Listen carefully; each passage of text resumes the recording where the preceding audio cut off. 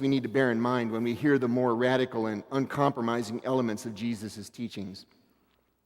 One is that when he says, "Blessed are the poor, the hungry, those who mourn," and so on, he isn't saying that we have no place in the kingdom unless we go out of our way to be homeless and starving and make sure we're rejected by everybody. But what he is saying, I think, is that in all areas of our lives where most people naturally think and behave out of self-interest, even what most of us would think of as justifiable self-interest, the way of the kingdom means surrendering that stance, whether it's regarding money or possessions or the opinions people have of us.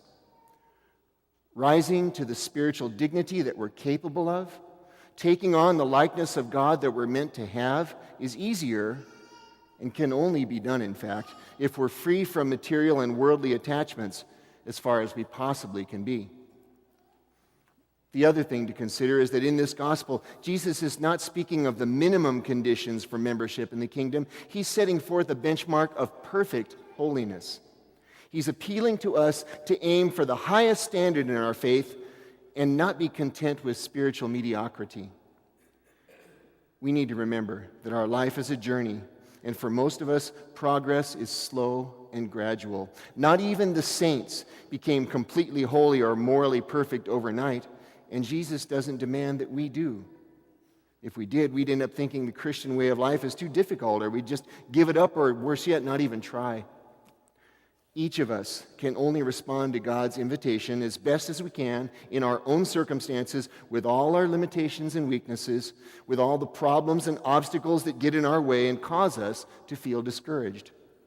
That's surely what Jesus was saying when he talked about the kingdom growing in us like a tiny seed that starts from small beginnings and gradually branches out until it covers every part of our lives.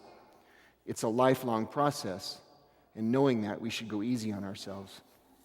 So, there are two important aspects to Jesus' teaching in today's gospel reading. On the one hand, Jesus is setting out the values of God's kingdom without trying to play down how difficult or costly it is to embrace those values.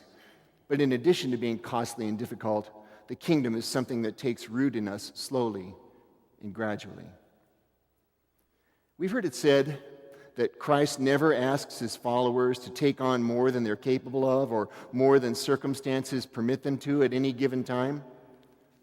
A wise person once told me that she actually believes that sometimes God gives us just a little more than we can bear so that in times of pain or challenge, we'll call on him. What Christ said to his disciples that day long ago in Galilee applies to every true Christian today. We must never let the things of this world keep us from God. We may acquire and use earthly goods, but we must acquire them and use them charitably, reasonably, and justly.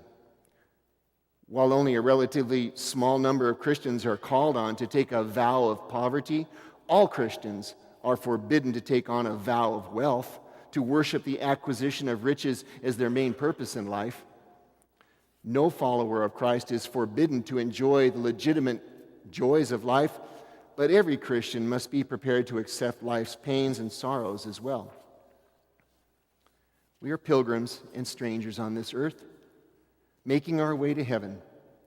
The lighter our pack, the easier and faster we travel. Yes, we all have cares and responsibilities according to our vocation in life, which we may not and must not ignore, such as providing for our families or caring for aging parents. If we face these responsibilities honestly and with a positive attitude, realizing that they are the means by which God wishes us to gain our eternal reward, then they will be less burdensome and less heavy for us. The standard of living in communion with God is a high one, but God is patient and compassionate with us. And so we should be patient and compassionate with ourselves and with others on the journey.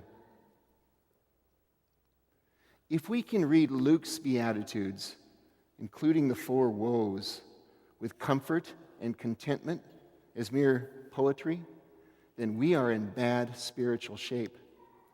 Lent begins in just a few short days as we start to consider what we should put aside from our daily life in order to enrich our faith life. Perhaps these Beatitudes can give us some direction. The message is clear.